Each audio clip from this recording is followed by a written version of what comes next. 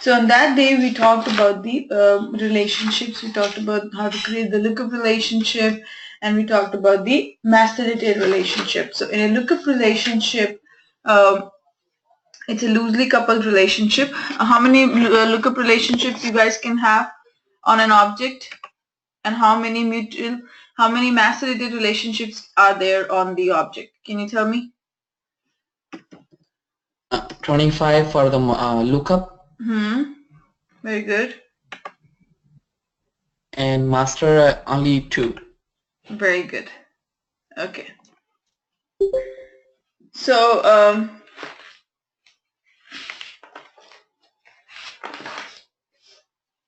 so we also, what is the roll-up summary? And where is roll-up summary available?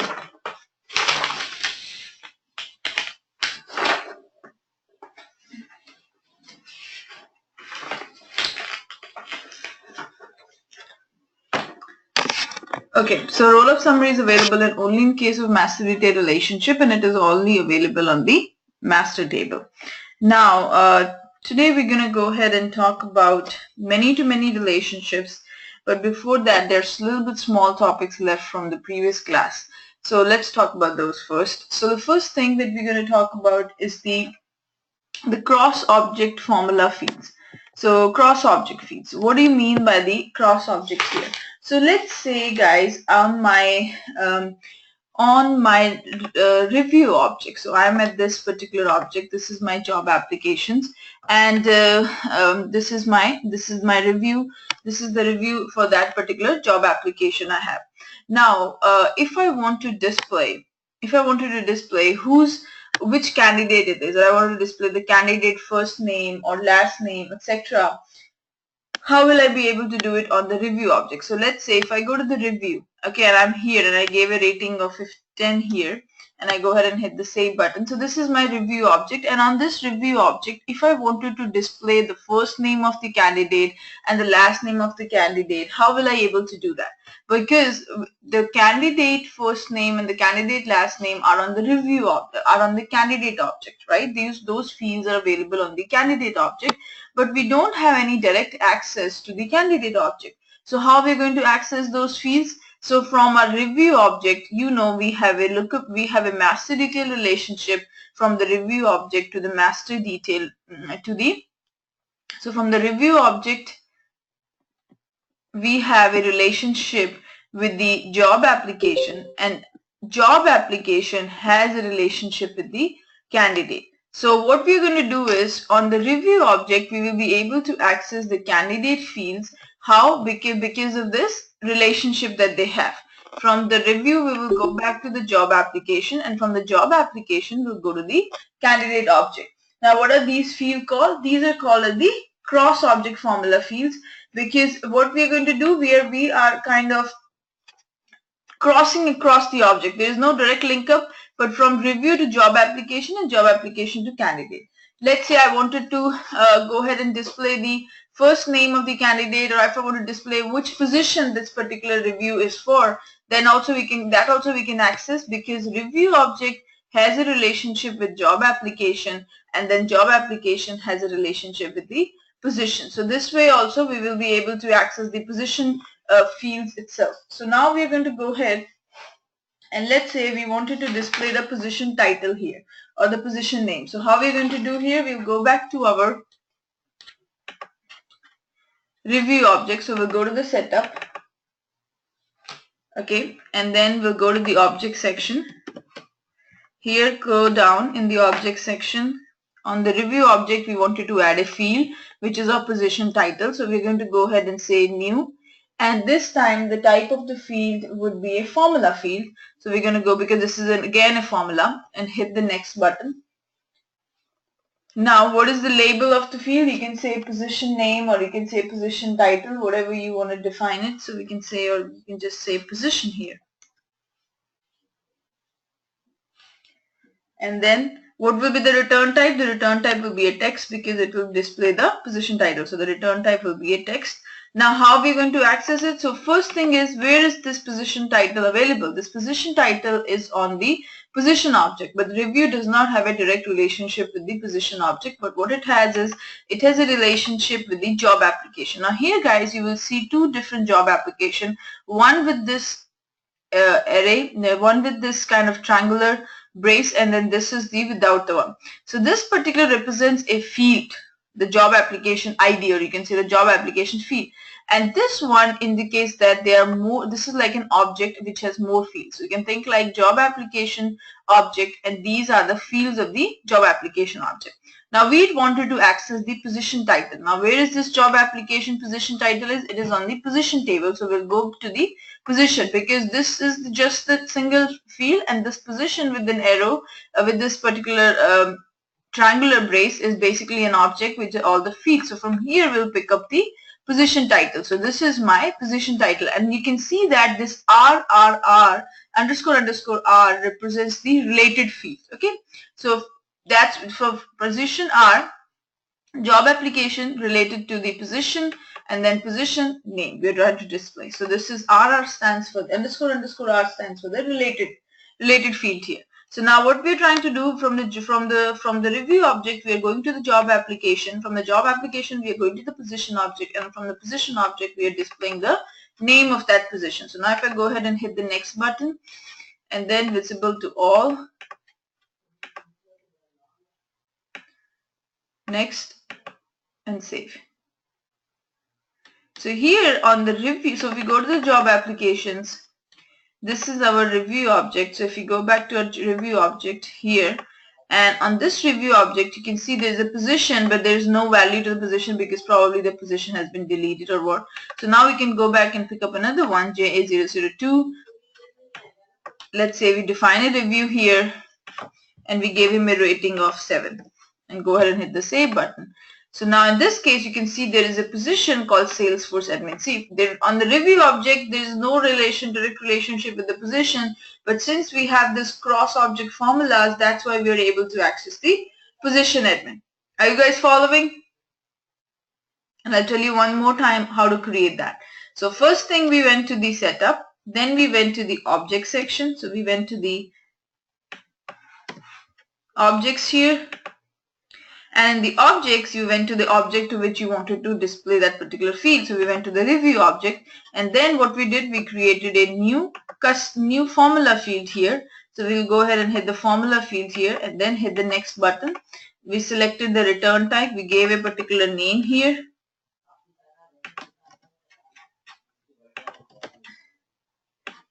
This is the text field. Return type is the text, and then here we went to the, we are on this advanced formula section. We picked up which field from the review. We went to the job application. From the job application, we went to the position here. Okay, and then we hit the position name. So we picked up the position title, and then we hit the insert button. So this is how you have created a cross object formula. Now similarly, if I wanted to display a link, if let's say I wanted to create a first name and last name link here, like a hyperlink, and then whenever the user clicks on that hyperlink, I want him to take to that particular candidate information. Okay, how I'm going to access it? I'm going to access by the same cross object formula. From the review, I will go to the job application. From the job application, I'll go to the candidate, and on the candidate, I have first name and the last name. So now what we're going to do here is, we will go back to we'll go to the setup here. If I want to display the first name and the last name of the candidate, so what I'm going to do, I'll go back to my review object. So we'll go to the object section. So this is the objects here. We'll go to the review object here.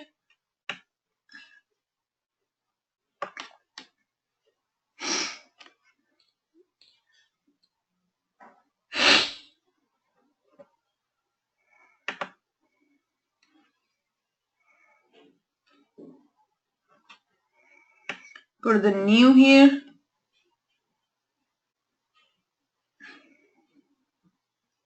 And then it's a formula field, so we're going to go ahead and select the formula from here, and then hit the next button.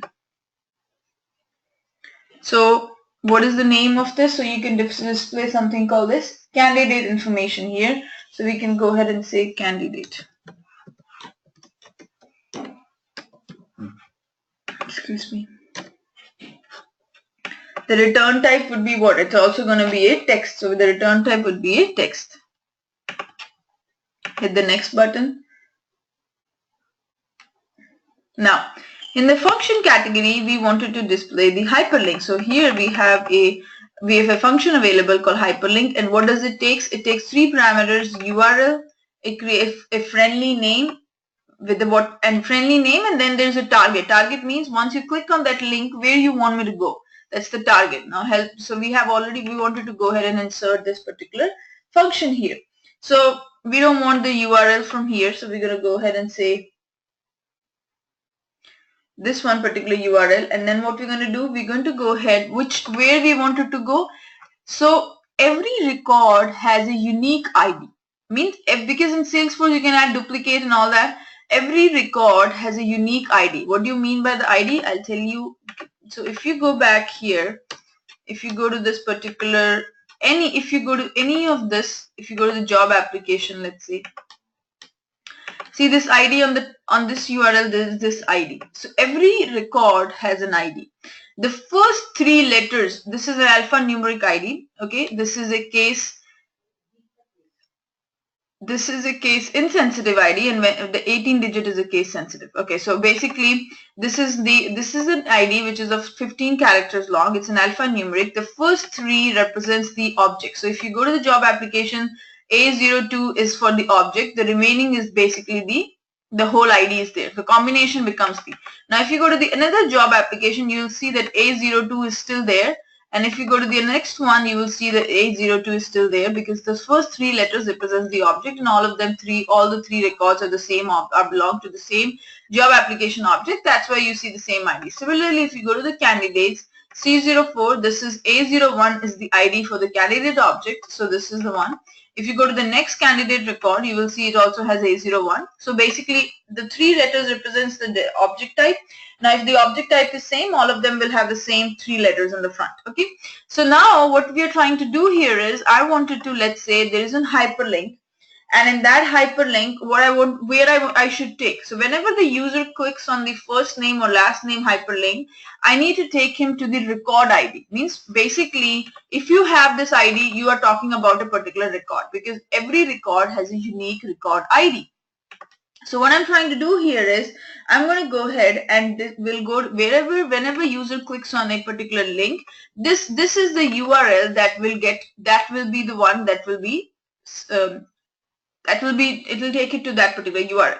So now how will I access? So I'll go to the where should I go? I should go to the candidate, but whenever the user clicks on that first name or last name hyperlink, it should take him to that particular record. So how you are identifying the record? Using the record ID. So from review, I'm going to the job application. From job application, I'm going to do the candidate, and on this candidate, I have something called as record ID. Now this particular record ID will take me to that particular record.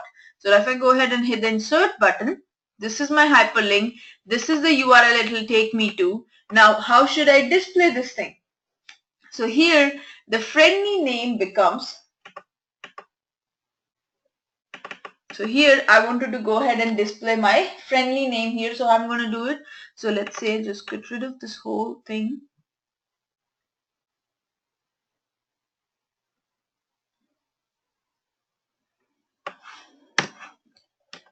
So there is the first name and the last name. So first name is on the candidate object. So I'll go here. The first name is here. Where is the first name? This is the first name. Insert. And let's say I wanted to have some space in between. You can always go ahead and say, and the double quotes here has a space, and then another and operator, and then I'm going to have the last name. So review here, job application, candidate, and the last name, and insert.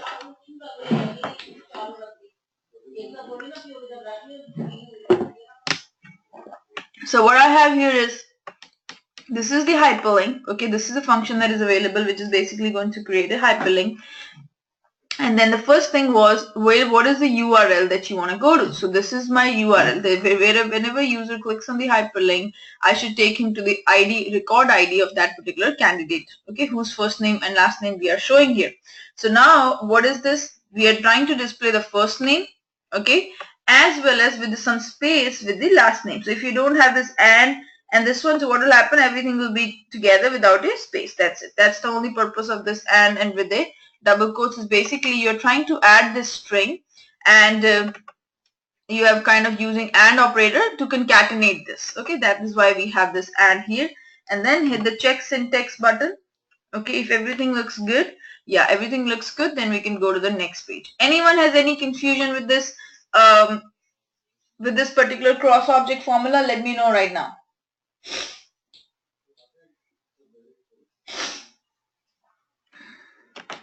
Okay, so now we have created this cross object formula, and then we'll go ahead and hit the next button. Visible to all, hit the next, and then hit the save button. So now what we have here is, if you go to the job application, if you go to that particular review object here, and let's say,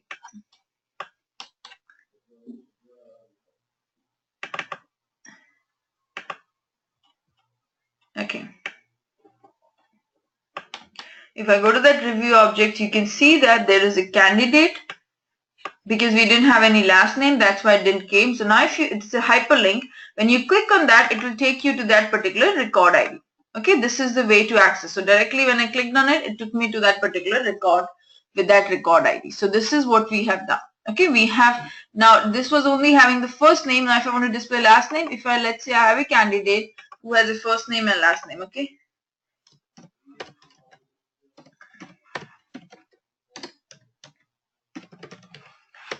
Okay, and then hit the save button. New job application. Position is, let's say, Salesforce admin position, and then status is a new, and then hit the save button. Okay, and then if I wanted to go ahead and add the new review here, let's go ahead and say this got a score of 8, hit the save button here. Okay, and then if I go back to the job application JA005, if I go to that particular review, now this time you're going to see a hyperlink here with Shah Rukh Khan, and then if you click on that, it'll take you to that particular record here. Okay, so this is what we have is the cross object formulas. And why we are able to do that? Because we don't have a direct relationship, but we have indirect relationship from the review to the job application to the candidate, or from the review to the job application to the position. So this is what we are, this is how we have created the hyperlink here.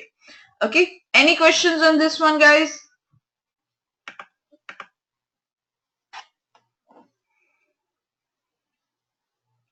Okay, Madhu, Lata.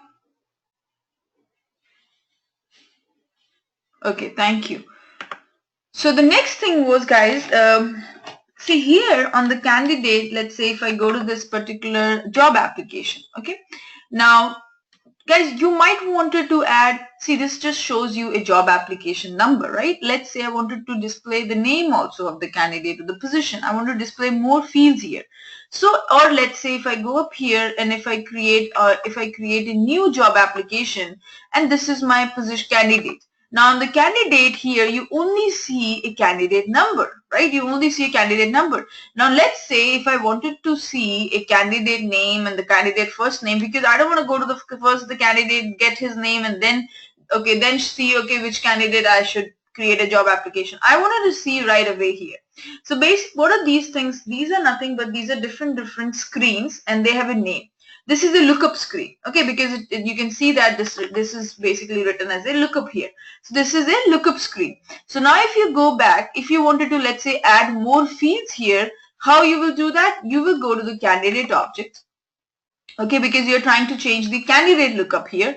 Now if you go back here and you go to the view object section here, if you scroll down, these are the different kinds of the layouts. These are the different search layouts. Lookup dialog is the one which basically when you there is that search magnifier glass. When you click on that, the window that pops up is a lookup window. So here, if you want to change that, you have to change that particular lookup dialogs there. Okay, so now this is if I want to change something, I will have to click on this lookup dialog. Now I only see candidate number. Let's say I don't want to see candidate number. I wanted to see the first name of the candidate, so I'll go ahead and get rid of this candidate number. And I wanted to see the last name of the candidate, so I'll go ahead and display the candidate last name. If he has an email, I'll show him the email. So these are the information that I wanted to display instead of just the number. So now this time, if you go to the job application and if you click on this, and if I wanted to create a new job application, and this time if I click on this magnifier glass, this time you are not only going to see just the number, because no one is seeing the number, we are seeing the first name, last name, and the email. What did we change? We changed the lookup page here. Okay, what we changed? We changed the lookup page here. Now lookup page has more information, just like it was only having the candidate number was there. But now what we have more information. So now let's say if you go to the job application again, click on this job application. Let's say I wanted to see here there's only position title mentioned. Okay. Now let's say I wanted to see the maximum and the minimum pay as well as the location for the position. Where I need to go? I need to go to the position object. Okay. I need to change which particular layout. I need to change the lookup layout. So here, if I go back to this position object and if I go to the view object section here, and if you scroll down in the view object section, there is this lookup dialog. Right now, the column where are displayed is only position title. Now, let's say I want to display more items. So where I'm going to do, I'll go to this edit here. Right now, it only has position title. Let's say I want to display maximum and minimum pay. So then I can move the minimum pay here, the maximum pay here. And let's say I also wanted to see where is the location of the position or what's the status of the position. You can always go ahead and pick that up as well. So then move it to the right hand side and hit the save button. Okay, so now what it is, this is particular position object here, and if you scroll down, these are the different kinds of the fields. Now you're going to see, if I go to the job application, hit the new button, if I go to the particular position here, this is my maximum, minimum pay, and the status. These are the 4 fields I'm going to see now. The position title, the minimum pay, the maximum pay, and the status of the position. Okay. Now similarly, if you are under this position here, if you are under, so how you're going to change? You're going to change the lookup. Now this particular thing, let's say I want to display maximum and minimum pay as well here. So that is a part of the tab. That's it. So if you want to change, if you wanted to add more information on this page, where we have to go, I'll go to that view object section, scroll down, and that particular thing is controlled by this particular positions tab here. So now if I go back, positions tab or search layout, I think it's search. Let me just double check. I always get confused which one is which. So here, let's say maximum pay I want to display, hit the save button, go to the position,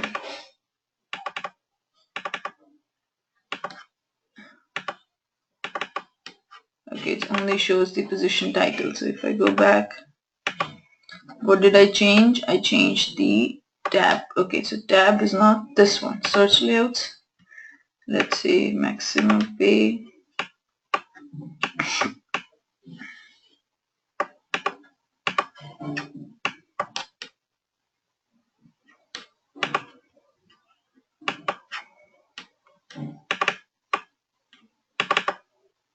Okay, so this is my maximum pay and the minimum pay. Because what did we change here? So you can remember this is a search layout page here. So where did I change? I wanted to set up here. I went to that particular object, and then on the object there is this view object section. And which particular thing I changed? I changed this search layout here. This particular one. No, which was not changed? I think I changed the tab one. Okay, that's the difference. Okay, I changed the tab one. So the first one was right. So not the search layout, this one. You don't have to change the search layout. You have to change the positions tab. So if I go back here, move things back.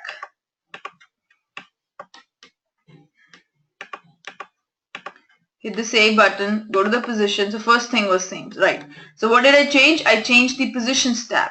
Similarly, on the candidate, here you're only seeing the candidate number. Let's say I wanted to see the candidate first name, last name, etc. So where will I go? I'll go to that particular object, scroll down, and I will go to the candidate search layout page here, this one. Right now it only displays the candidate number. Now if I wanted to display more, I'll go up here and I'll display the first name of the candidate, last name of the candidate. I don't want to display the number here, so I'll move it back. And then if you want to display more stuff like email, etc., you can display. And then hit the save button. So now if you go to the candidates, now you're basically going to see all that information.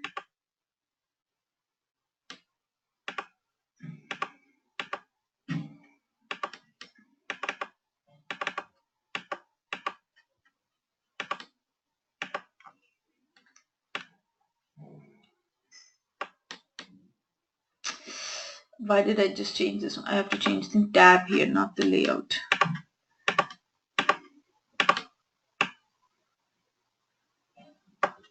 Save. So here if you go to the candidate section, now you're going to see the first name and the last name.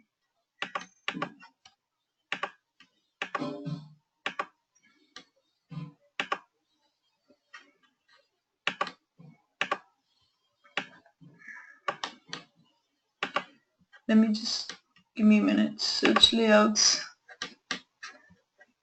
We don't have to change anything on here. So I'm going to move this back, reverse my changes. And then I'll go to my candidate number will be the one on the right hand side. Then move this back. So then override this result, go to the save section. And you need to change the tab section, not the search layout, but the candidate tab. So here if I go back, everything looks good. Move the candidate number back and hit the save button. Then go to the candidates. Now you're going to see the first name of the candidate and the last name of the candidate. Okay. So this is what we have changed. So what it was there were different view which controls different pages. So there was a lookup.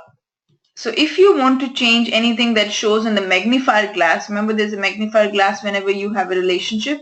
If you want to change anything here on this particular, when you click on the magnifier, you need to change the lookup dialog of that particular object. So if you wanted to change the candidate lookup, you need to go to the candidate object and change this particular column. Now, if you wanted to change the positions lookup, then you need to go to the position object and change the lookup.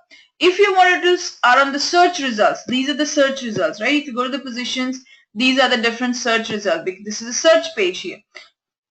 If you want to change anything on this page, then where you have to go? You have to go to the you have to go to that particular tab. If you want to change the positions, then you have to go to the positions tab. If you have to change the candidate, you have to go to the candidate tab. So that particular thing is controlled by this layout, positions tab and the candidate layout.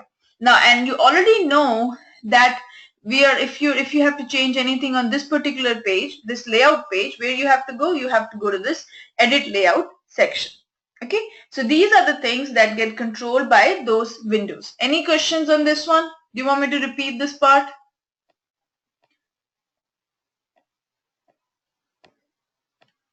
Okay, Lata, Madhu. Okay. Now, next thing that we are going to discuss is the third type of the relationship we have is called as the many-to-many relationship. Now, what is the meaning of a many-to-many relationship? Now, let's say, guys, we have created. Now, let's first, before to understand the many-to-many relationship, what we're going to do here is we will create a new object, okay, and we'll add some fields to that object, and then we'll talk about what is this many-to-many relationship. So now we'll go to the setup here. I have to add a new object, so I'm going to go ahead and add this object here. The name of the object would be employment website. Now, what is the purpose of this object, guys? The purpose of this object is because, see, now you have a place to store candidate. Okay, then you have a place to store all the positions that are open in your company, right? And then you have and then that particular candidate will be called for an interview process, and then he will be rated based on the score. He will be either hired or rejected. Okay.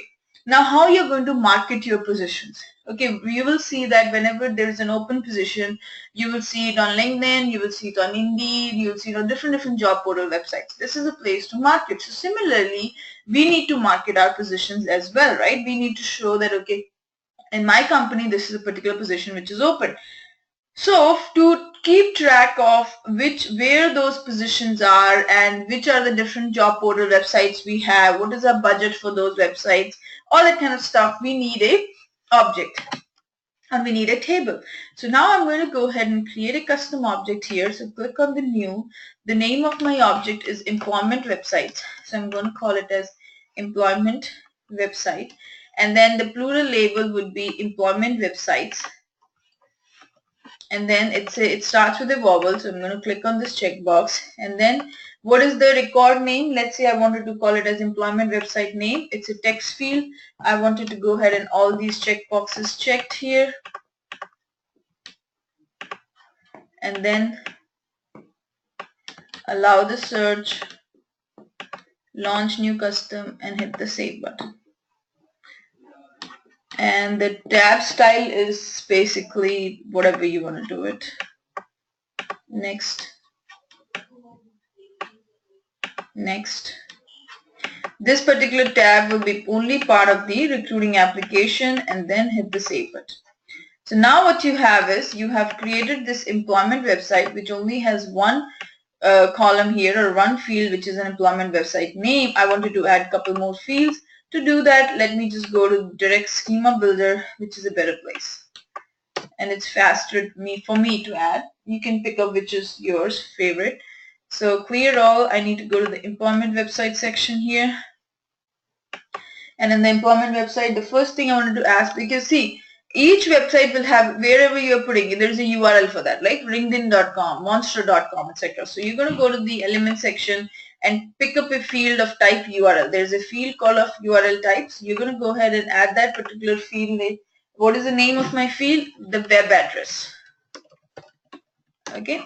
And then hit the save button. Next we have is, I wanted to know for every post how much it's going to cost me. So if I'm on LinkedIn website, let's say it costs $30 to put your advertisement. If you're a Monster, it takes $25. Okay. So based on that, I also need to have a amount of what is each of the post cost. So if let's say that's going to be the price per post, and then length is going to be 5.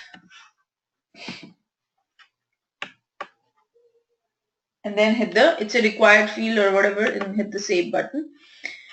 And the last one is basically how much is my maximum budget. So if I have, it costs me $20 to put a post on this, and how many positions I need to post, and how much my total budget I wanted to track. So that is also going to be of type currency, and the name of that particular field would be maximum budget.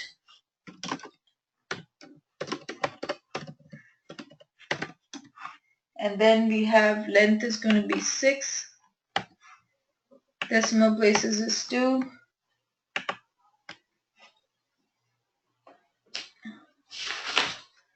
And then we have this one. Okay, so now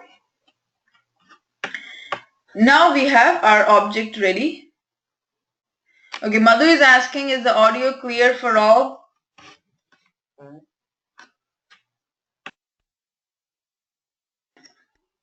Madhu, I think there is some issue on your side then.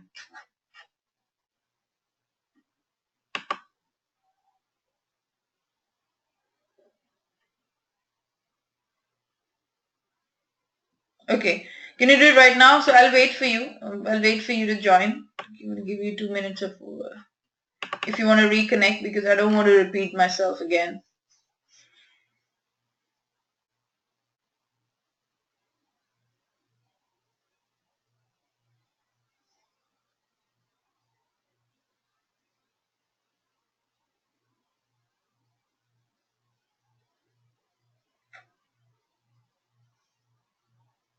Madhu, are you going to log out and log in back again?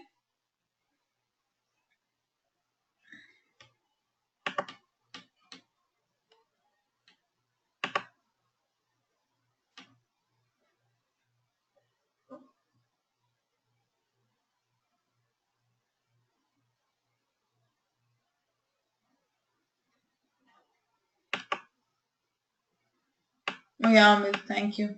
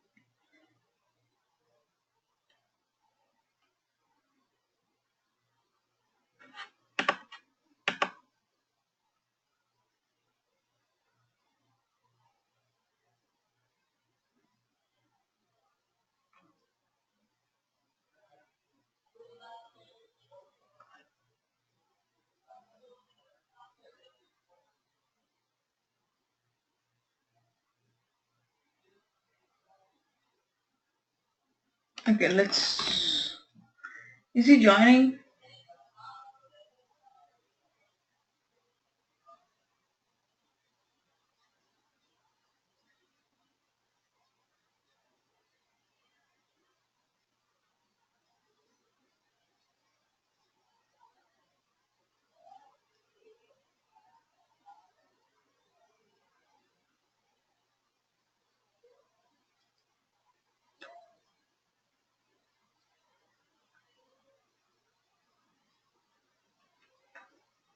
Give him 2 more minutes. Let's see.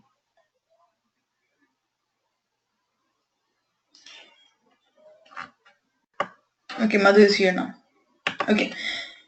So now what we have is we have created this employment website and these are the different fields. Now if I go to the setup here, I will not see those fields here because what I need to do is I need to manually go and add those fields to the layout of the page. So I'll go here and I'll click on the edit layout and then I'll add those fields below. So to add the fields, I have this maximum web address. So I'm going to go ahead and put the web address. Then I have the maximum budget, and then I have the price per post. So these are the fields that I'm going to add. Go ahead and hit the quick save button. And then if you go back to your employment website, you will see that those particular fields will be visible to you now. So if you go to the employment website section and go to the new section, now this is all the fields that you have here. Okay, now what we have here is, we were talking about the many-to-many relationship. Now what is this many-to-many relationships here? Now guys, we have created a position object already. Okay, and then we have a thing called as the employment website. Now, this is not a one-to-many relationship or many-to-one because see, one particular position, let's say you have 4 different positions open in your company. You have a Java developer position open, you have a Salesforce developer position open, you have a Salesforce admin position open in your company. And now one particular position, you can put it on different websites, like you can put it on LinkedIn, then LinkedIn, you can put this particular one on Monster as well, okay, and then you can put it on the Indeed.com as well. So the one particular position you can put it on many. And similarly, this Java developer position is also listed. So this is one-to-many, and similarly, the Salesforce developer is also, let's say, listed on this particular one as well, on the Monster.com as well, or on the Indeed. So this is a many-to-many relationship, right? This is on the one particular position can be listed on many employment websites, and one employment website can have many positions. So on LinkedIn, you might get a position for Java developer as well as the Salesforce developer, right? So this is not a Madhu. Yes. Okay, are you able to, can you hear me now properly? Yeah, no, I'm fine. Okay. Thank you. Okay. So I was talking about the many-to-many relationship here. Okay, so now what I have is I have a position object, and then I have an employment website object. One position can be listed on many employment websites, and similarly, on one website you will have a list of many positions. So on LinkedIn, you will have a post for Java developer position, you will have a post for Salesforce admin, Salesforce developer, and similarly, one particular Java developer position can be posted on LinkedIn, can be posted on Monster, can be posted on Indeed, can be posted on Naukri, etc., right? So there are different places where your position will get posted. So this is not a one-to-many or many-to-one relationship. This is a many-to-many relationship. Okay. Now, how we will create a many-to-many relationship between the position and the employment website? The whole purpose here of mine is whenever I go to the employment website, I should see that particular position and listed on which all websites. And if I go to the employment website, let's say LinkedIn, I should know that which all positions are listed on LinkedIn. So that is what I wanted at the end of this whole section is basically I wanted to see which all positions are listed where. Okay, so basically if Java developer position, I wanted to know where that Java developer position is listed, or is it on LinkedIn, Monster, or all of them. Okay, similarly if I go to particular LinkedIn employment website, I wanted to see which all positions are listed. Okay, only Java developer, project manager, Salesforce developer, account manager, etc., etc. So which all positions are listed. So there is a many-to-many relationship. Now to create this many-to-many relationship, we don't have just a radio button to select from the field section that we have done in the case of lookup or master detail. No, we cannot do that. There is no option like, okay, select the many-to-many relationship and you'll end up creating. No.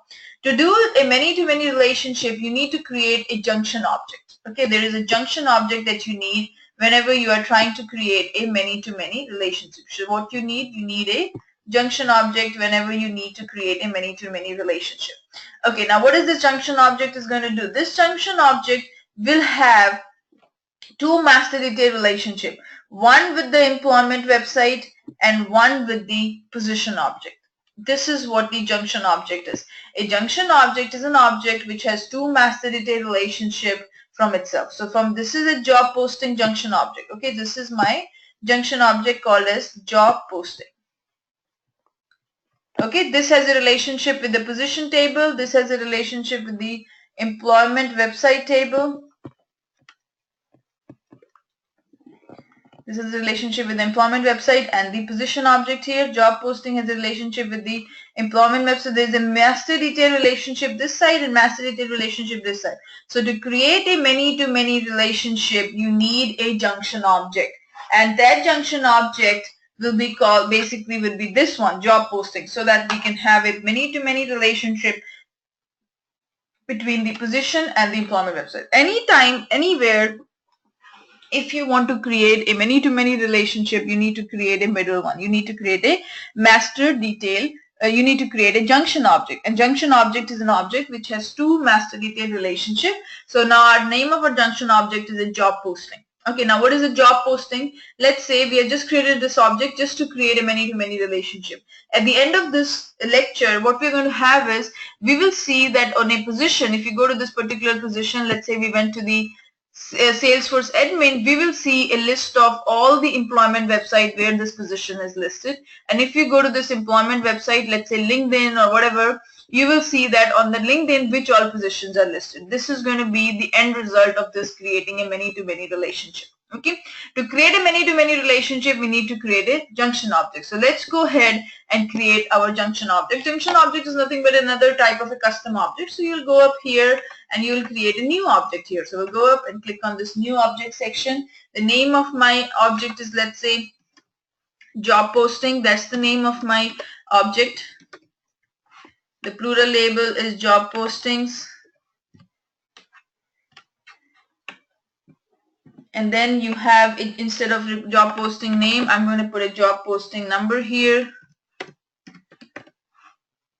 And it's an auto number, so I'm going to go ahead and do this one. And what is the format of this? It's going to be JP-000 and the starting number is 1. Okay, so this is going to be this one.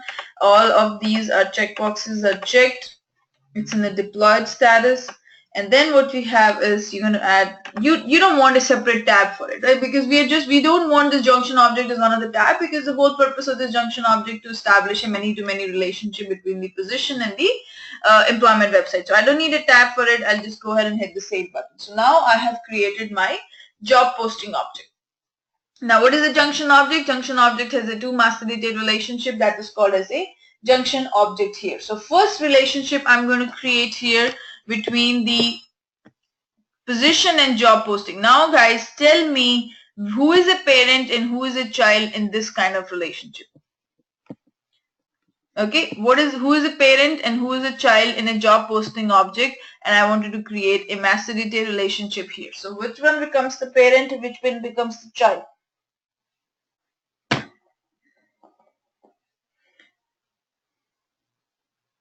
Job posting is basically would be the post related to the object on the on the employment website. So wherever the post that you put that, okay, we are looking for a senior Salesforce developer position, that's a job posting. Okay, on the LinkedIn, that's a job posting. Employment website is a LinkedIn website. Position is the Salesforce developer position. That particular post that you're putting on LinkedIn is job posting. Okay, that's called a job posting. Now tell me what kind of relationship is there between the position object and the job posting object. And if once you know that, now then you tell me where will the relationship field go? Will it go on the job posting object or will it go on the position object? Think twice before telling me. Position is the parent and job posting is child. What about others? I need answer from all three of you. I think the same. What about Madhu?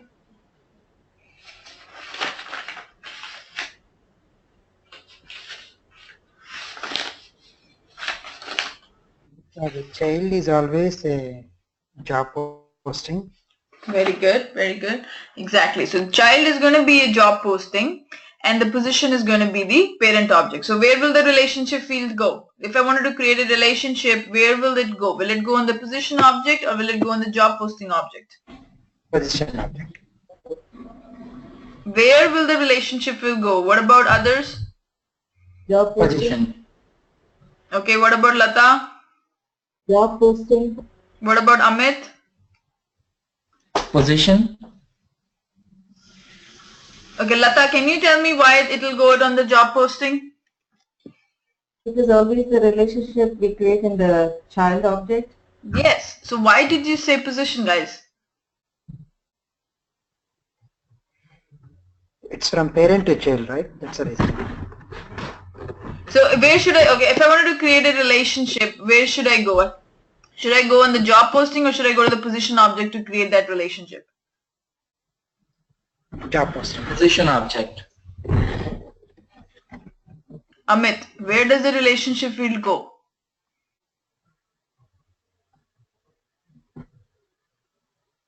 Where does the relationship field go? Relationship field will always go on the child object. And which is the child here? Job posting is the child. No matter what kind of relationship it is, it will always go on the child object. And you have already told me that there's a relation, the position is the parent and the job posting is the child. So we have to go to the job posting object to create the relationship. So we'll go to the object section here. Did you get it? Yes. Yeah, I got it. Yeah. When you give me wrong answers, I don't like it. So you go to the objects here, you go to the job posting object here, and then you need to create a relationship. Always remember, first thing you need to figure out is who is the parent, who is the child. That's it. And then once you know who is the parent, who is the child, just blindly put it on the child object, no matter what kind of relationship you are creating. Now, first thing is I'm going to create a new relationship here. The type of the relationship would be a master detail relationship. Go ahead and hit the next button. See, this is very important, the master detail. It creates a special type of parent-child relationship between the object and another object. So this is called as a detail, or you can call it as a master table. The parent is also called as a master object. The relationship field is required on all detail records. What does that mean? See, the relationship field is required. So if you are trying to create a job application object, right? If you're trying to create a job application object, if you don't provide the position information, that's fine. That's completely okay, because position is not a required field on the job application. Position is a, let's say if you go to the job application here, if I go to the job application here, and if I'm trying to create a job application, even if I don't provide position or if I don't provide the candidate, it's not a required field. Okay, I don't have to provide the values for it to create a particular job application record. If I just go ahead and hit the save button, I would still be able to create that job application record, because the relationship field is not a required field in case of the lookup relationship, because job application has a lookup relationship with the position table and has a lookup relation with the candidate table. So whenever you're talking about a lookup relationship, the relationship field is not a required field. But if I go to the job, if I go to the job application, and if I'm trying to create a new review, and if I don't provide the value for this one, I will not be able to create this particular record, because here the relationship field, because there is a master detail relationship between the review object and the job application, and that's why it is a required field. So if I try to save the record, I will not be able to save it until or unless I provide the value for it. So that means the relationship field is always required in case of master detail relationship. What else was there? What else is there? So in a master detail relationship, you have a master table, which is nothing but the parent table, and then you have a detail table, which is nothing but the child table. The relationship field is required on all the records. While you're creating the record, in a case of master detail relationship, you need to provide the value for that particular relationship field. The ownership and sharing of the child record are determined by the master record. So here, you have a master record is a job application and a child record is a review. Everything the child record has will be controlled by the master table. So what does that mean is, if I go ahead and create my review record, if I go to the job application, the owner for this job application is Deepika Khanna. Okay, automatically the owner for this review will also be Deepika Khanna. Okay, you cannot have a different owner for a position for a job application and a different owner for the review. So it will be controlled by the master table. It will be controlled by the master table. This is what it is saying. It is saying the ownership of a detailed record, means of a child record, are determined by the master record. Means who's ever the owner of the job application record, then the one that we created, that same owner will be there for that particular child record also. But here in the case of lookup relationship, there's a lookup relationship between position and job application. You can have a different owner of position record and you can have a different owner of a job application. It does not matter. Okay. When a user deletes the master record, all the detailed records are also deleted. So if you go ahead and delete that job application record, all the reviews related to that will also get deleted, that we have already seen. You can create roll-up summary fields on the master record to summarize the detailed record. So you have already talked about roll-up summary. It is basically used to summarize the detailed records, and this particular field always goes on the master table, and it is only available in case of a master detail relationship. The relationship field allow user to click on a lookup icon to select a value from a pop-up list. You already know there is a magnified glass. You click on it, you select a value. The master object is the source of the values in the list. So from where those values are coming? From the master table. Basically, if you're trying to create a review, where you have to go. So let's say if I go back here to the review object, and if I go to this one, so there is a magnified glass available. So if you go up here, click in new, and what this magnified glass shows, this basically shows all the applications that you have. So if I go up here, these are all the different applications that I have. Okay. So always read these lines. The relationship field allow user to click on the lookup icon to select a value from the pop-up list. The master object is the source of those values. Okay. Now, next thing you have to create, we were on the job posting object. Okay. Sorry, we have to go to the job posting object, so we can create that particular relationship between the position and the job posting. So we'll go up to the object section here so that we can establish a many-to-many relationship between the position and employment website. Okay, the whole purpose of creating this extra object is to establish that relationship. So we went to the job posting object. Now we are trying to create a new master detail relationship between the position object. So we are going to go up here and select a master detail and hit the next button. Okay. Related to which object? It is related to the position object. So we'll go ahead and select the position from here.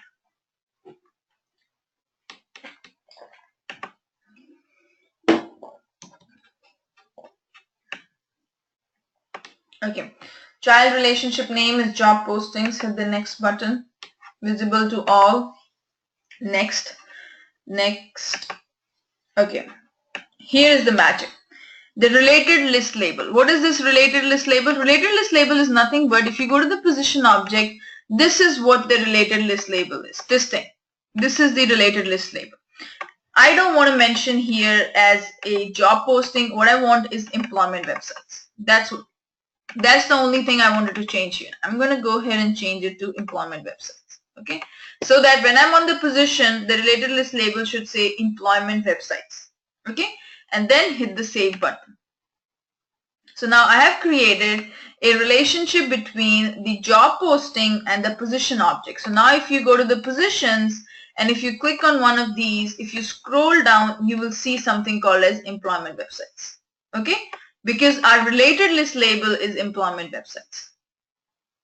Now guys, any questions on this one? I just created a simple master detail relationship, nothing else. Okay. The only thing I changed was in the related list label name, I changed from job postings to employment websites. Okay. So now on the position object, when I come here, I can have a related list label as employment websites. Now I need to create the second part of the puzzle. What is that? Now I need to have a relationship between a job posting and the employment website. Now tell me who is the parent and who is the child in this case. Who is the parent and who is the child in this case? Job posting. And where will the relationship field go?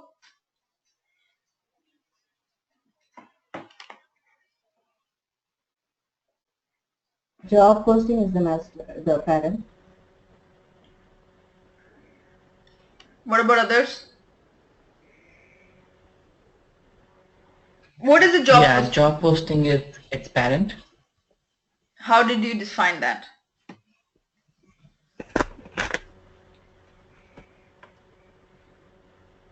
Because the employment website has many relations, so we can post like so many jobs also. So such the case, it's a child. Very good. Very good, Madhu. Madhu is the only one who said right. On a particular employment website, you can have multiple job postings, right? So who becomes the parent here? Employment websites. Who became the child here? Job posting. And why did you say job posting is the parent? On employment, you have to always remember, let's say what is an employment website? LinkedIn is an employment website. On LinkedIn, I can have multiple job postings, right? I can have a posting for Java developer. I can have a posting for project manager. I can have a posting for Salesforce admin. So I have multiple job postings on a LinkedIn. So it's a one-to-many, but on one-to-many relationship here. But okay, so in this case, we have who is the parent, who is the child. This one becomes the parent. And this one becomes the child. Now, where will the relationship field go? Will it go on the job posting or will it go on the employment websites? Where do I need to create the relationship field? Job posting. Very good, because always goes on the child object. Okay. So now what I'm going to do is I'm going to go to my job posting object again, and this time I will be creating the relationship from job posting to the employment websites. So we'll go to the object section here. We'll go to the setup.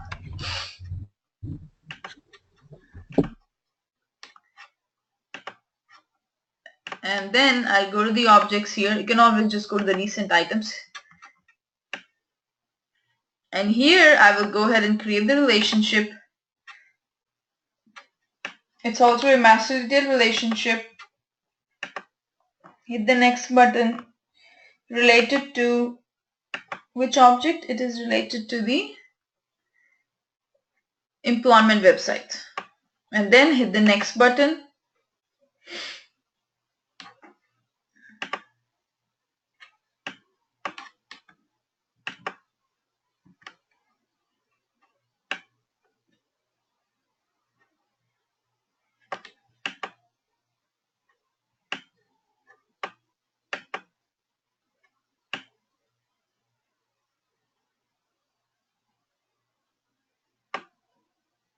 Hit the next button.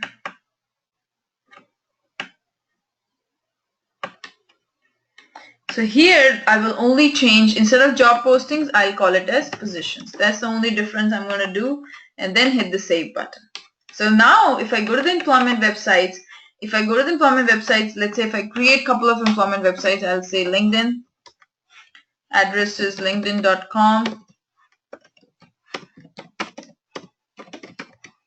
price per post $15, budget is $1,500. Go ahead and hit the save button. Similarly, I'll create another. So now if I go to the employment website, if you scroll down, you will see a place called positions, because what we did is we only changed the related list label. That's the only thing we changed, is change the related list label here. Okay. Now next thing is, let's say we create a couple more of these employment websites, and then we will see if I create employment websites. Let's say we have Monster now. The web address is monster.com. Hit the save button, and let's say you have another one here, employment websites. Let's say we go ahead and create the Indeed. We have indeed.com, and then we have price per post is $20. It's $2,000 is the budget. Go ahead and hit the save button. Okay. So you have employment websites. Now if I wanted to create which all position is listed here, you can define it as, on the Indeed website I have a Salesforce admin position. Go ahead and hit the save button. Now you will see all these postings here. Let's say there's another one of, let's say, Salesforce developer position is also listed on linkedin.com. So now you know that these two positions are listed on this particular job posting number. So if I wanted to change this one, where should I go? If I wanted to add more fields, let's say I want to display the position name itself, etc. See, I am on the employment website, and I have a relationship from employment website to the job posting. So, but I still will be able to access the position fields, because from the job posting, I have a relationship with the position. So now where will I go? I will go to the edit layout section. Very good. So you'll go to the edit layout section here.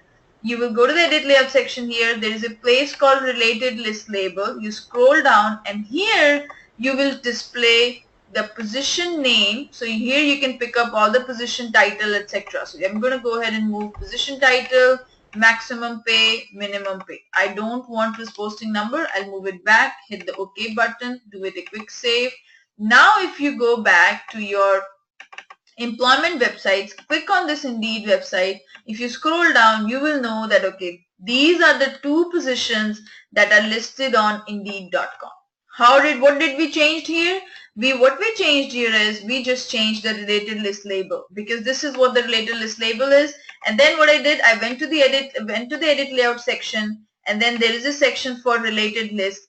And what I defined here in this, I just clicked on the ranch button and moved these elements here. If I wanted to display the location, I can display that as well, just picking up the location from this left hand side and moving to the right hand side. So you can always do those things. If you want to define functional area or change the status or whatever the things, you can always do that. So here, if I want to move it, I'll move it on the right hand side. Do a quick save here. And this is my employment website. So if you go to the Indeed here, these are all the different positions I have. Okay, any questions?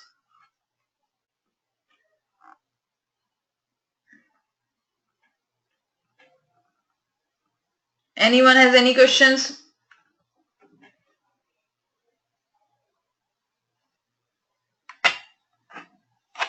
Okay. So now this is what I have. This is my employment website. I can have all these positions listed on that employment website. Similarly, guys, if I wanted to have on Salesforce developer, where all these Salesforce developer position is listed. If I wanted to know, okay, is it listed on LinkedIn? Where all employment website this particular position is listed. So how will I do? I don't have a direct relationship between position and employment website, but I have a relationship with the job posting, which has a direct relationship with the employment website.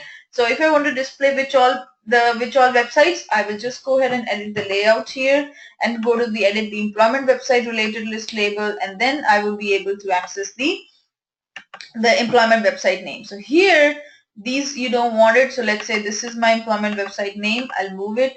The URL for that is this one. This is the place where those particular positions will be posted. So now if I go back here and if I go to the position object, if you scroll down, you know that, okay, this particular position is listed on Indeed. let's say if this particular position is listed at a couple more places, what you can do, you go to the Salesforce.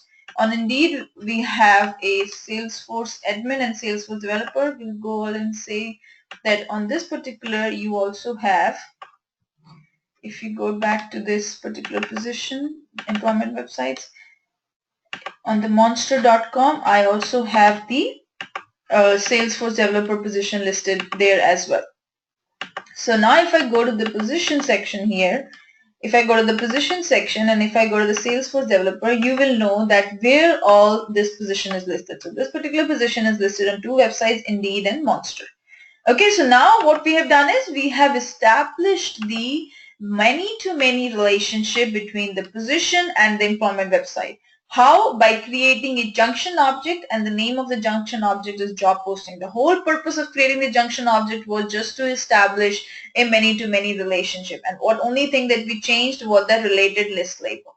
Okay, so this is what a many-to-many relationship is created. Any questions on this one?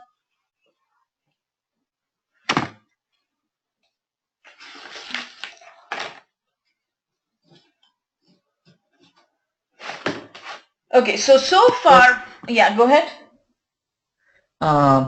So Lata, for creating like many to many, we have to create a job function, right? What is it? We have to create a junction object. Junction object. Oh, okay. Yeah, that's called a junction object. We have to create a junction object whenever we are trying to create a many-to-many relationship. Otherwise, we'll not be able to create a many-to-many relationship. Okay. And one more question. For lookup and master, yeah, we have to go on the child object, right? Any relationship will always on the child object. Whether it's a lookup relationship or you're trying to create a master detail, it will always go on the child object. Okay, got it. Thank you. Okay. So first thing you need to figure out is who is the parent, who is the child. Once you know this one, and how you will figure out by this one-to-many thing. If you're able to establish one-to-many, many is the child object, one is the parent object. So then once you know who is the child, then you blindly you can say, okay, the relationship field will go on my child object. Okay, this is what it is doing.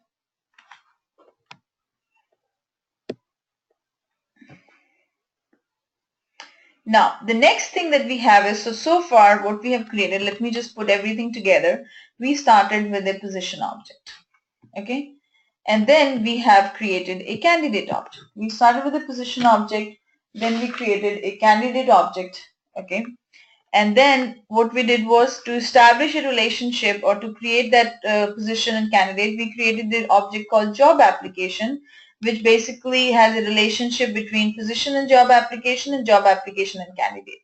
Then what we did was, then that particular candidate was called for an interview. And then what we did, that particular candidate can have been gone through multiple interviewers. So we created a review object to keep track on what is his score. So we created a review object here.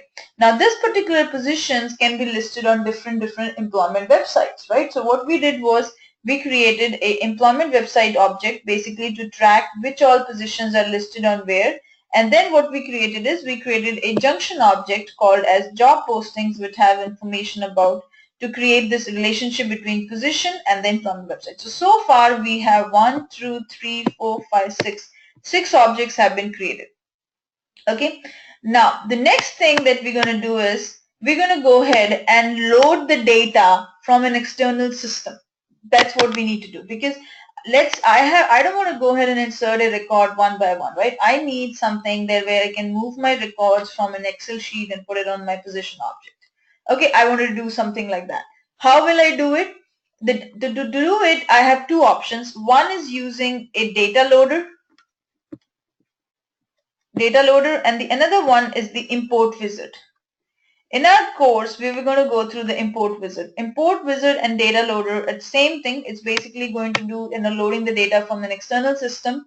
But the problem with the data loader is we need records which are greater than 50,000. Those are the things that that's when we are going to use data loader. When the records are less than 50,000, we're going to use import wizard. So in our case, we're going to use import wizard to load the data from an external system and put it into our records. Okay, so we have two options. The question that can come from is which option you need to choose when the records that you need to import is less than 50,000. So you need to remember, if it's less than 50,000, you have to use import wizard. If it's greater than 50,000, you need to use the data loader. Okay, so that's the thing that you need to remember, that when it is less than, import wizard; when it is more than, we have data loader. So now if you go back to this one, if you go to the setup section here, if you want to load some data, first thing I would need, guys, is because I have not added all the fields, I think, which I have not added on this particular object. If someone has added, can you share me your username and password so I can show you how to add, how to do a data loading here? Let's say, remember I gave you homework. Can somebody share their username and password?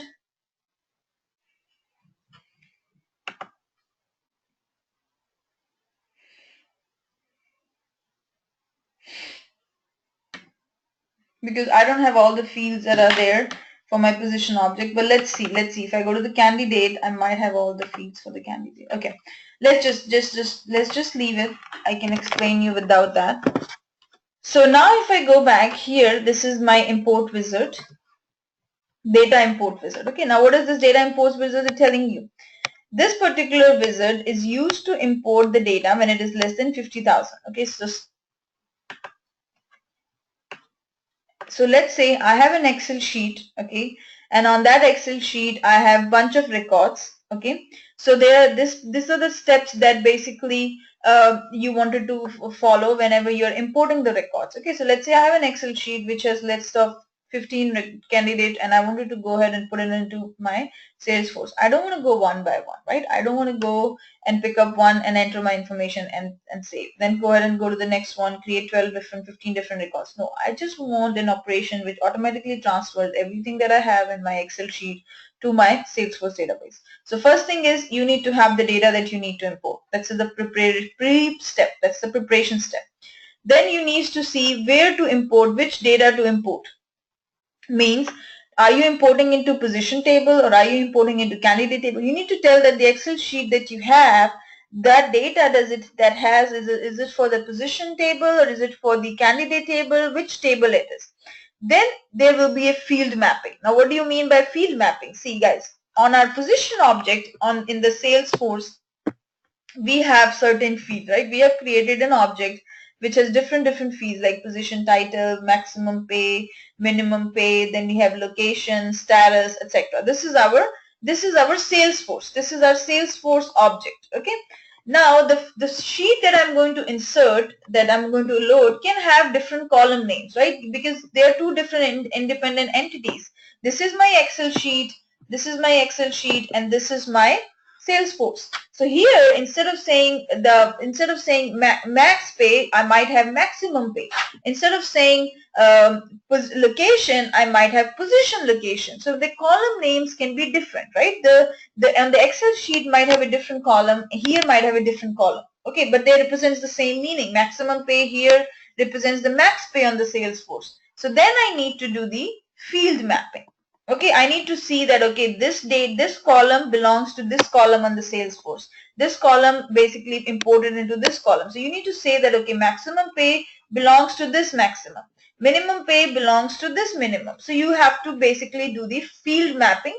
By default, if the names are exactly same, if they're here also you have max pay, here also on the Excel sheet also you have max pay, then you don't have to manually define it. Automatically Salesforce is smart to understand that I need to put the values from here to that column. Okay, they're smart.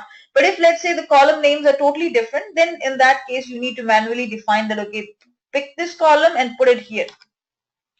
Okay, and there might be a scenario where you have more columns on an Excel sheet where you have less columns on the Salesforce. Then what will happen is that data will not get imported. So that only the data on those columns will not get imported. So let's say you have extra on this particular Excel sheet, you have another thing called as position salary or whatever. Okay, but you don't have the position salary on the Salesforce object that you have created. So what will happen is this column only will not, the data from this column will not get imported to this one. Rest everything else will work the same way.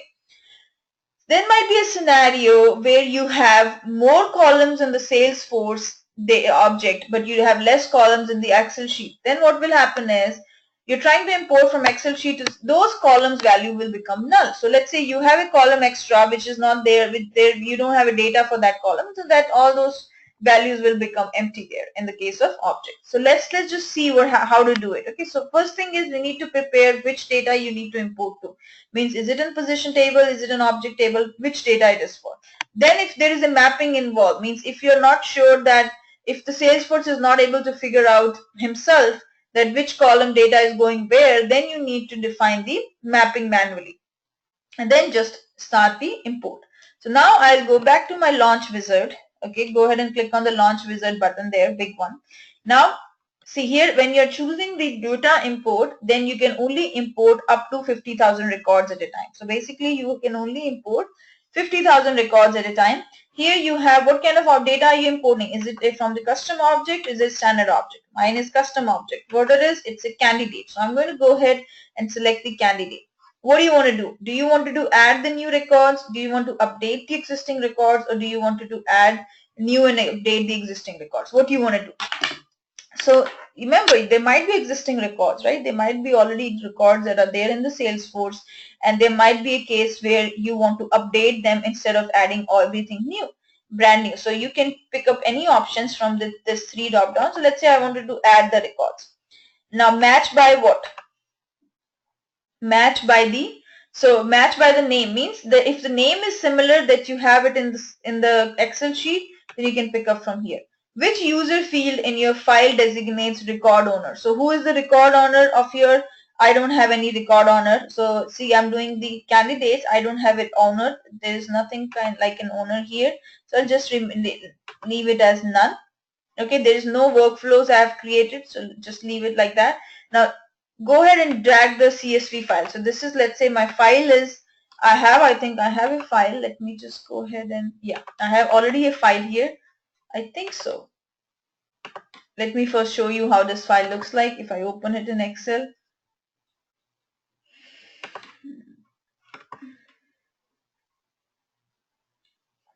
Okay, this is my file looks like right now. Okay, if I'm on the candidates, this is my Excel sheet looks like. You can create your own Excel sheet or whatever. This is the Excel sheet that I have. And I wanted to upload those records from here.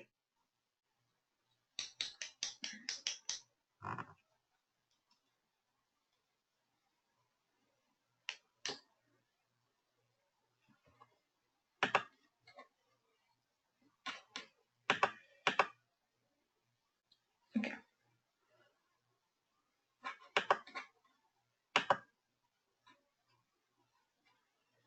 So this is my, see, these are the fields that I have. So I have email, I have first name, last name, city, country, currently employed, current employer, currently. These are the different columns that I have for my from the Excel sheet. Now what I wanted to do, I wanted to put these values and I wanted to import in my Salesforce. So I'm going to go ahead and hit the candidate. So now this is my file that I want to import, and then it has already been imported. So we have add new records. First we picked up for which object it is. It's a candidate because I'm going to add it to the candidate table. Then match by, how I'm going to see match by, unique values in your data. For example, ID values or email values help Salesforce determine whether to add new records or update the existing one. So let's say you already have a candidate with the name of Deepika Khanna.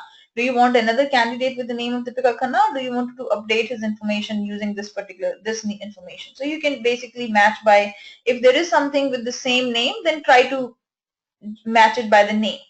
Okay.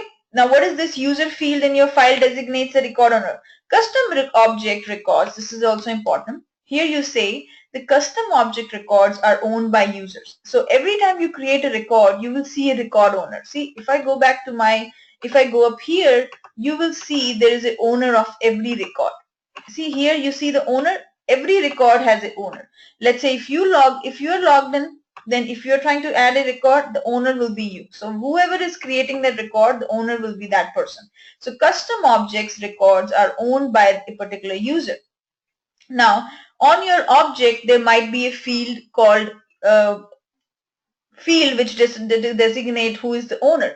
Choose the field that represents the owner of that particular record you will import. If you choose none, Salesforce will assign you as the owner of all records created from this import. So if who will be the owner of this particular, who will be the owner of that record that will get imported? So on this particular Excel sheet, there might be a field which represents the name of that person you wanted to call it as the owner.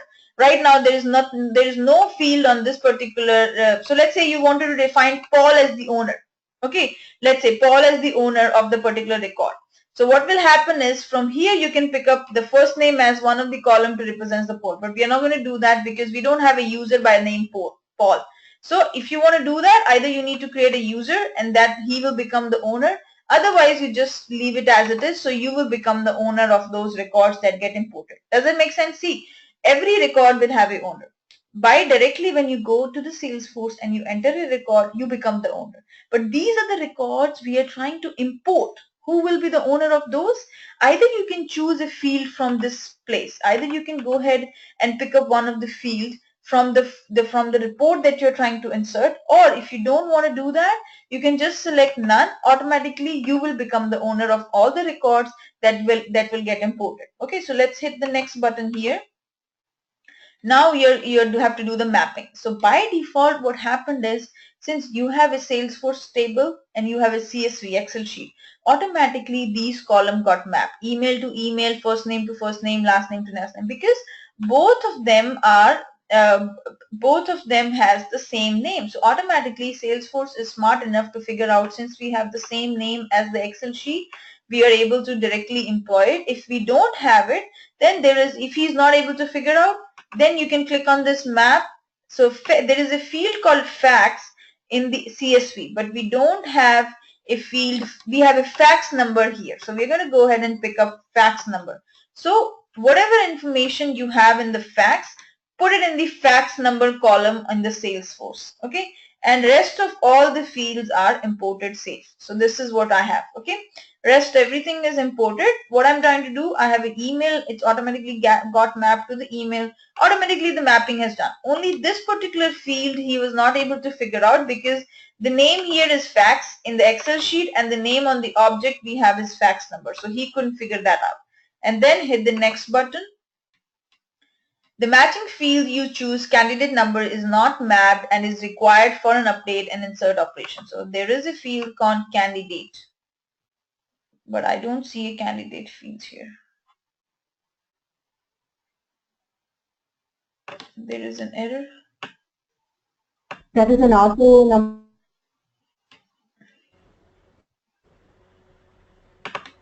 But I should see the candidate number here. Let me just proceed without the error. Let's just go.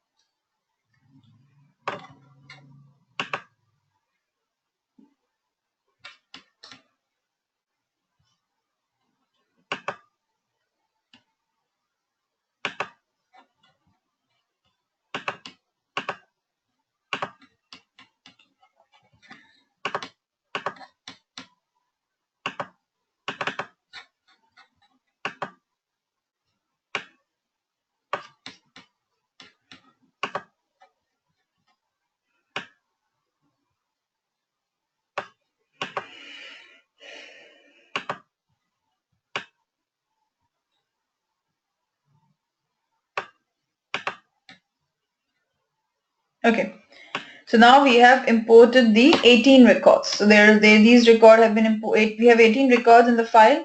So we're going to go ahead and we are starting the data loader. Click OK. And then what will happen is it will give you the status. It will also send you an email. So if you go back to this one, it will also send you an email here representing that, okay, these are the records that got inserted, and let me see, where is that email? So if you don't have it, you'll get it in a couple of minutes. So this is my import shows. It says that there are total of 100% have been completed. Okay, records that are processed are 11. Okay, there is no failed records, nothing fails. We are able to successfully import all the records. Okay, now if you go to the candidates, now you will see that those records got imported. You just need to refresh it. See, there was nothing like this before. There were no 16 records here. So let me just create a new view and then just add a custom view. Means the new representations. Okay, all candidates, which fields you want to display. I want to display the first name and the last name. Hit the save button. So now these are all the records. The last records we didn't insert it. All these Paul, George, Mary, these are the records the Salesforce has inserted for us. Did you get it? These are the records that Salesforce has inserted. All these names, the records the Salesforce has inserted. Okay. So these are the 26th. So these are all the records that got inserted from that other database, from the Salesforce Excel sheet. Are you able to follow how did I do this one?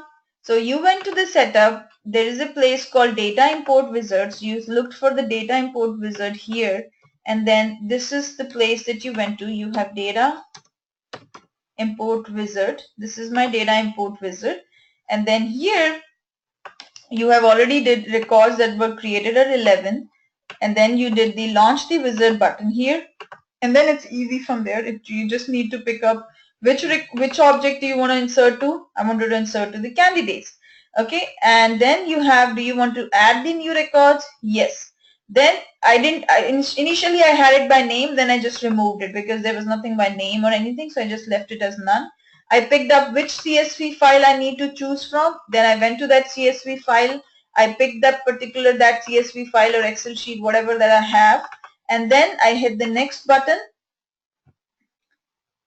And then if there was a mapping already done, you can already do it. If you cannot find out, if Salesforce was not able to figure out the mapping, you can click on this map and then you can pick up which field you want to map it to. So we picked up fax number from here and then hit the map button, and then we went to the next step.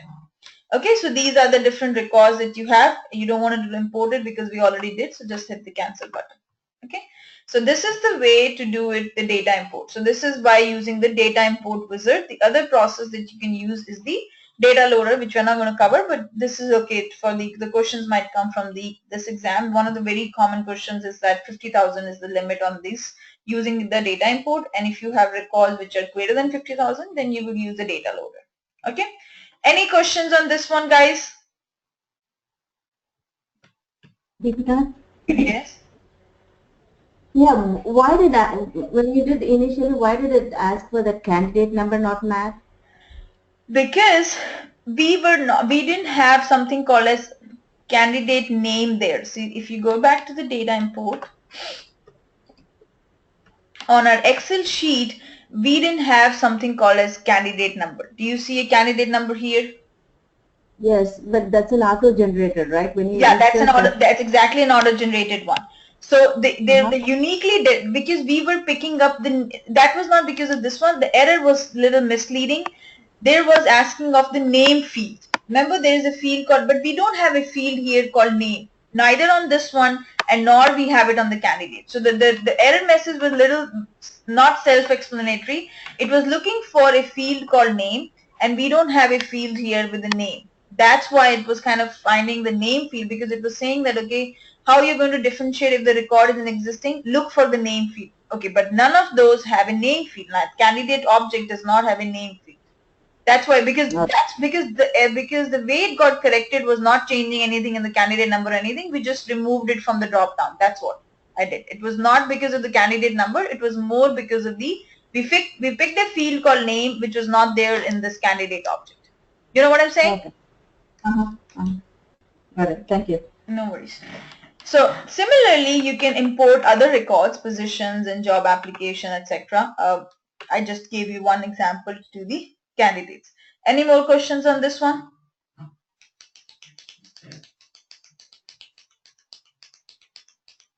Okay.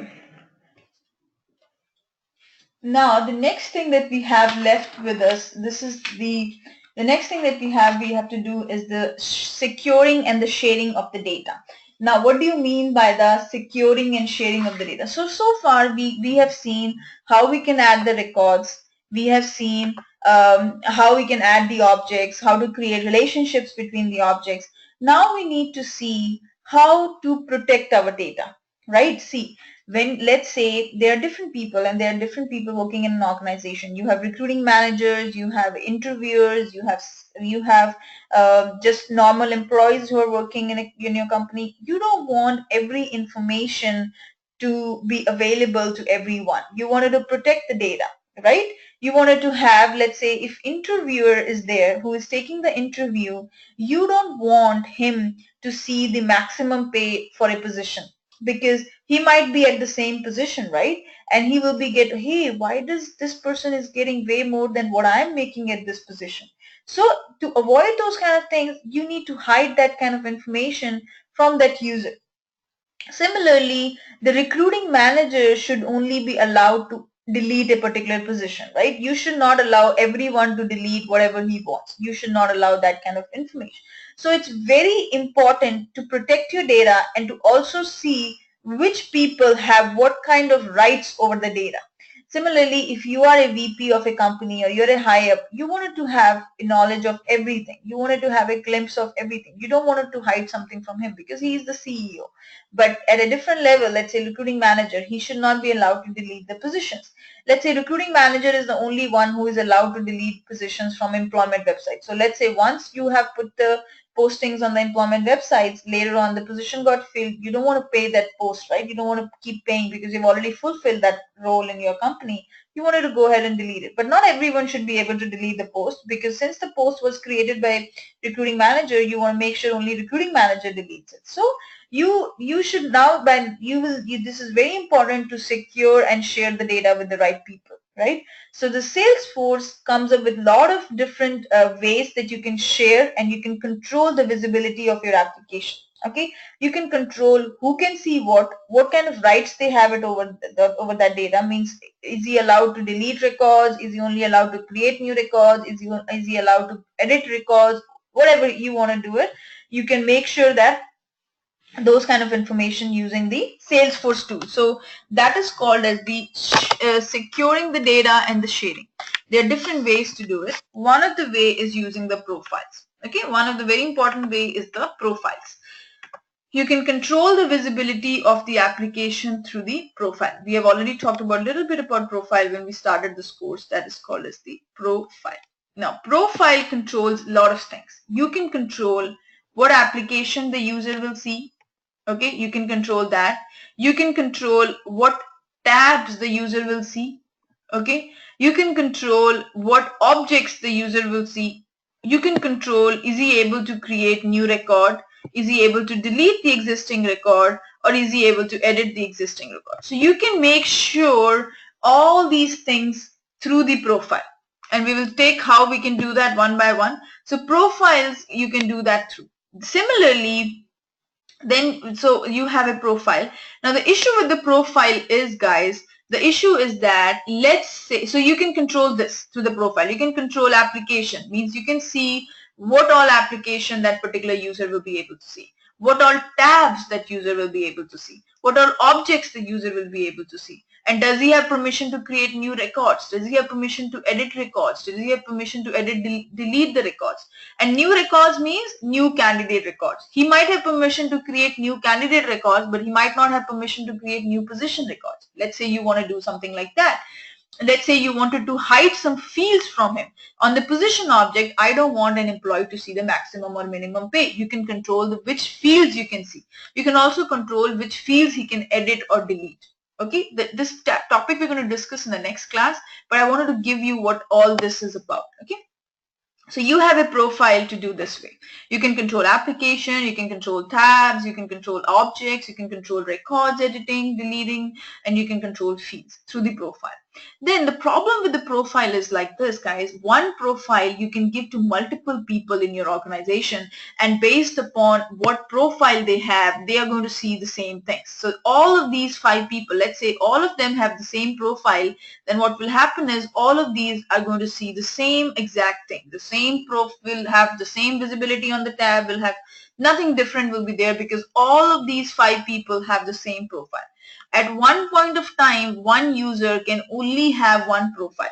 Okay, I cannot have 2 profiles. I cannot be a system admin and a standard user at the same time. I can either be a system admin or I can be a standard user. I cannot have both at the same time. Okay, and one profile can be given to multiple people, but one person can only have one profile at a time.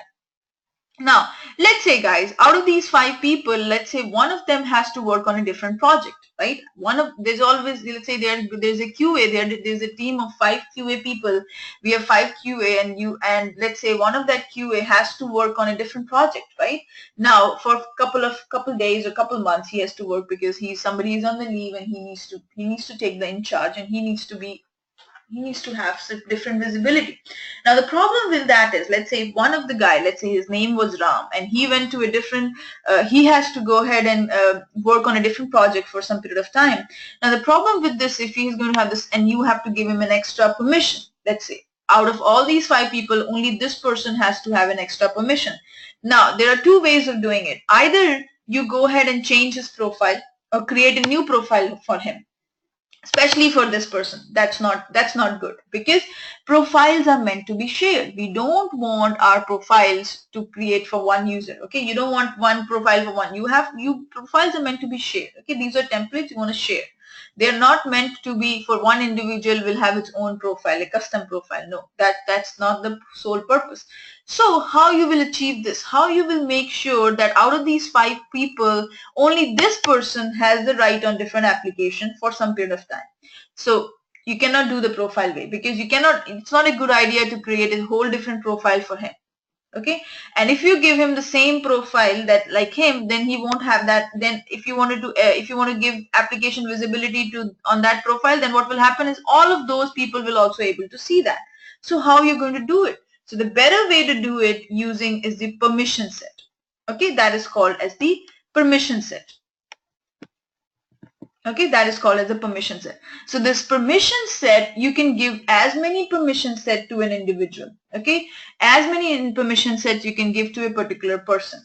But the problem with the permissions, so you can give, and you can do the same exact thing that you can do through profile. So through permission set, you can control the application visibility, you can control the object visibility, you can control the record visibility, you can control the field, everything you can do.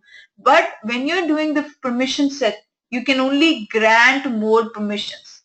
You know what I'm saying? So if this particular individual have this P1 profile, let's say, and you're giving him a permission set called R1, let's say, then through R1, you can only give more permissions. You cannot take away the existing permission he has, let's say, through the profile. Let's say this profile tells him that you have visibility on this application. On R1, you cannot restrict that. You cannot say that you cannot restrict him. You cannot say that, okay, now he does not have visibility on this application, and that is controlled by permission set. Through permission set, you can only give him more permissions. You cannot take away the permissions that he already exists. And one particular individual can have multiple permission set, but he can only have one profile at a time. So this will solve our problem here, that okay, this particular individual will have the same profile that rest of the people have, but he will have an additional permission set. And through this permission set, you will give him an extra permission on this another application that he is working on for a couple of days. Okay, so you can do that through the permission set. Next thing that you have is, guys, is called as the OWD. Now, what is this OWD? This is called as organization wide default. Now, what do you mean by organization wide default? Now, let's say, guys, you wanted to control. Don't worry, guys, I'm doing it a little fast. I'm just giving you an overview. We will talk about it each and every topic next class, but I just want to give you a glimpse of, because I don't want to create, we had time and we will not be able to finish everything in half an hour. So I want to take it over to the next class, but I want to give you a brief introduction to what we're going to learn in the next class. What is this OWD? Let's say, guys, you don't want your data that you have created, the records that you have created. Let's say you're working in a team, you're in a marketing team and you're working with 5 different individuals and they are at the same level, right? They all are sales associate, let's say. There's no manager, there's no one person ahead of you, all of them are working at the same role, okay, or same position. Now, let's say what I'm working on, I don't want to share with my peers. I don't want to share with my colleagues. I don't want to make sure whatever the records that I'm working on. So you can do that using OWD. You can say that, okay, the records that I have created should only be visible to me. It should not be visible to my people who are working in my team. Okay, so you can do that through the OWD. OWD has 3 options: public, private, read, public, read, private, and public read write. Means public read and public read write means that, okay, you'll be able to see everyone's else record. You will be able to see everyone's else record. And public read write means you will also be able to edit those everyone's record. Okay, what are this private means? If you want to restrict that the records that you have created should only be visible to you, then you can have this OWD set to private. That's what the OWD is doing. Okay, you can set the OWD to private. Okay, so then if you set this OWD to private, the records that you have created, let's say you have 4 people, Ramesh, Shahrukh, Salman, they are working in the same team, and you have OWD set to private. OWD is for every object. Okay, so let's say OWD for position is private, means all the positions record that you have created will only be seen by you. No one else will be able to see your record. Similarly, if the records that are created by Salman, Shahrukh will not be able to see them because OWD is private for that position object. Okay, so you can say OWD is private means the records that are created by you will only be seen to you. Then the problem here is this, that manager has to know what everyone is doing in his team, right? That's the role of the manager. He needs to see what all these people are doing because I am their manager. If you made OWD to private, then what you're restricting that each of them will only see the records they have created. And since manager has not created these records which these people have created, then manager will not be able to see those. Then what we will do? But we don't want to do that. We wanted to have an exception to this rule that, okay, if he's a manager and he's managing you, he should be able to see whatever you are working on. So then comes something called as roles. Okay, then comes something called as roles. So the roles will define, if you have OWD is private, okay, OWD is equals to private, then this roles comes into play. Okay, roles come into play. Now roles will tell you that, okay, since I am a manager of these people and these 3 people report to me, I should be able to see them. So even if the OWD is private, but you are the manager or you are the director and these are the people who report to you, you will be able to see the record. So that's roles is an exception to this OWD. Similarly, guys, this role only comes into place when you are in a team and he is the manager. Okay, and these are the people. But let's say you have different departments in your organization. You have a sales department, you have a marketing department, and you have a whatever product department or something. And you have VPs of each of those departments, right?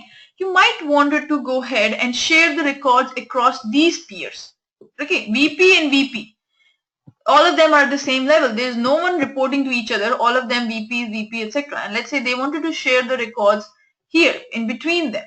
Okay, this is a marketing team, this is a sales team, this is a product team. Okay, product team, this is a marketing team, and this is a sales team. So then what you will do, if you wanted to do something like this, if you wanted to make sure that the records that are created by my team should be visible to the other team, then you have something called as sharing rules. So what does sharing rules does? In the sharing rules, even if the OWD is private, you can create a rule saying that, okay, the records that are created by my sales team, marketing team should be able to see them, even if they're at the same level. Okay, OWD makes sense. OWD is private. This is also another exception, and this is an exception to a larger group of people. See, in case of roles, that works for one team. You have a manager and people working under him. Then manager will be able to see the records that are created by you. But now when we're talking about a cross team and we have people at the same peer, they are at the same level, and you wanted to share the records, only with one team can only, let's say marketing has to share some records with the sales team. Then you can create a sharing rule saying that, okay, the records that are created by marketing team the records will be seen by the sales team. So that is an exception again to the sharing rule. Okay, that's an exception to the sharing rule. Are you guys following so far? Or am I going too fast?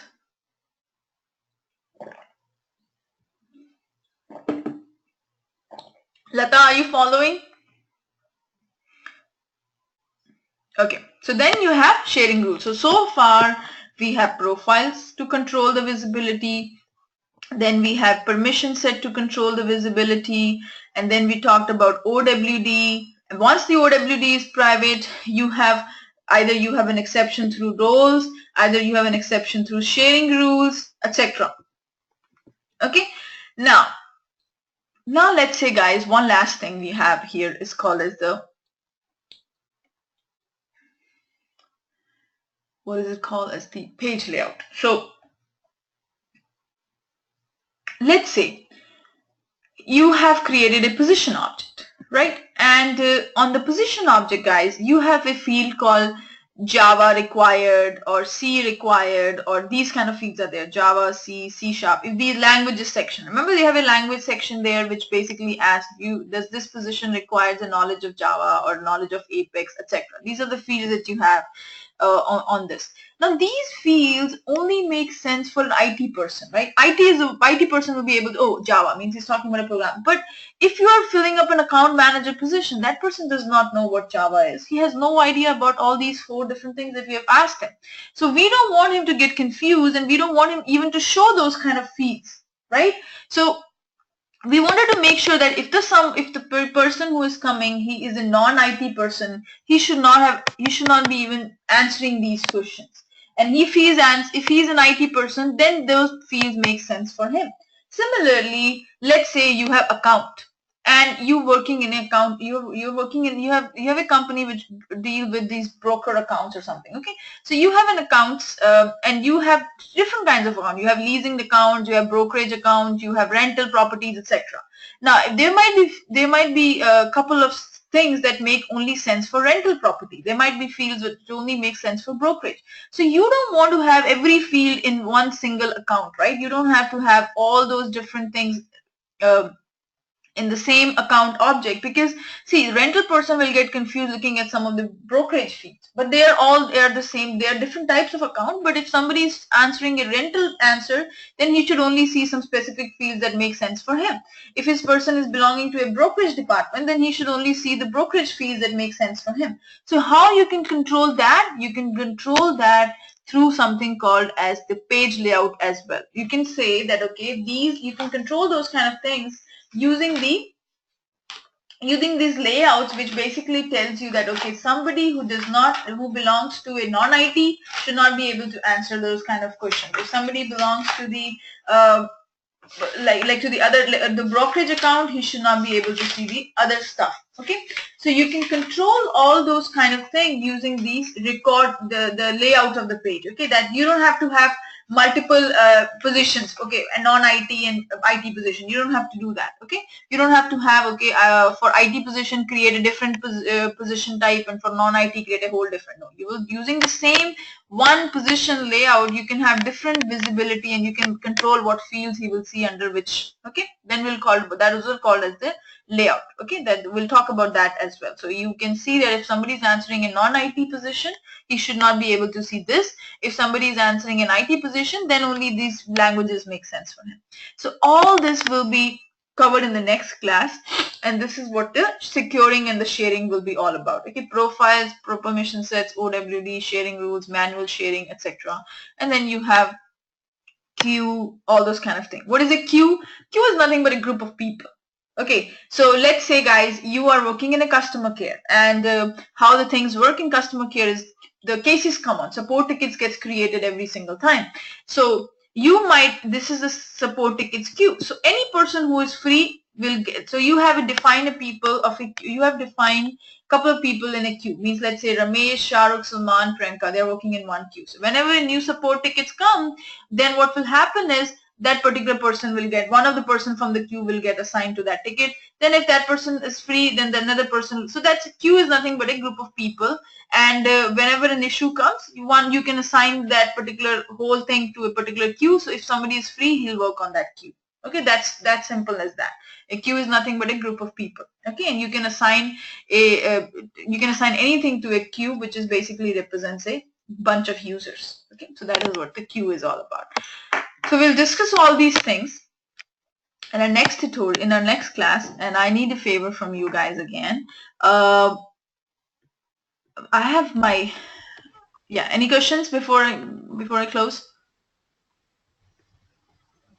I know.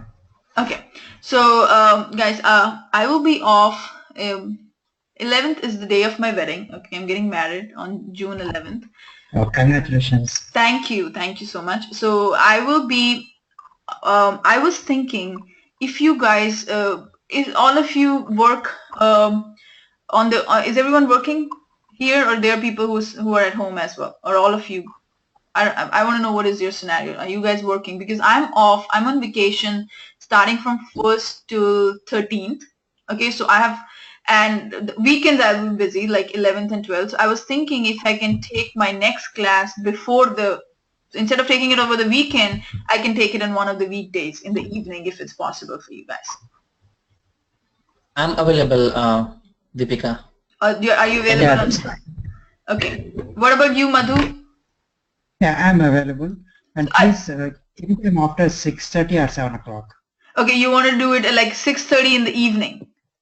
After 6:30. Yeah, right. So I will Anytime be, after 6 okay, o'clock. so I will be in the EST zone, so I will be 1 hour ahead of you. So, Okay. so what I'm going to do here is, the next class that we have on 4th, let me just stop the recording because we don't want to